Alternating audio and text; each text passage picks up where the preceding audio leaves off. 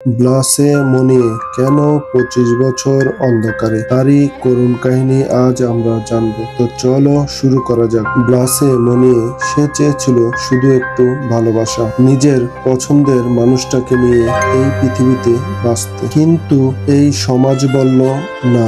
এই একটি নায়ের সাথে তার মা বলল, তুই মরলেও চলবে, কিন্তু ওকে কোনোদিন পাবি না। তারপর একদিন ব্লাসে মনিয়ে হারিয়ে গেল। নেই কোনো চিহ্ন, নেই কোনো খোঁজ। কোথায় হারিয়ে গেল সে? এভাবেই কেটে গেল 25টি বছর। একটি ঘর একা, এক ফোঁটা আলো ছাড়া, কি যেন এক বিষণ্ণ শূন্যতা চারদিকে যেন জড়িয়ে ঘিরে আছে।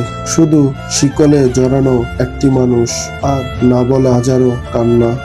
হঠাৎই পুলিশের কাছে একদিন চলে আসলো একটি বেনামি চিঠি। চিলেকোঠার দরজা ভেঙে পুলিশ ভিতরে প্রবেশ করে দেখতে পেল এ যেন এক জীবন্ত কবর। সে বেঁচে ছিল, কিন্তু জীবনের কোনো অধিকার ছিল না। 25টি বছর ভালোবাসার অপরাধে মা তাকে কবর দিয়েছিল জীবিত অবস্থায়। এই গল্পটা সত্য।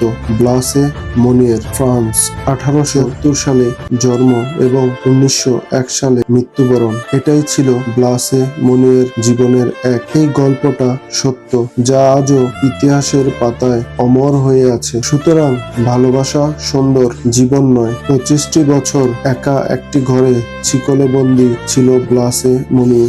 এটাই 25টি বছর অন্ধকারে ভালোবাসার শাস্তি। ব্লাসে মনিয়ে।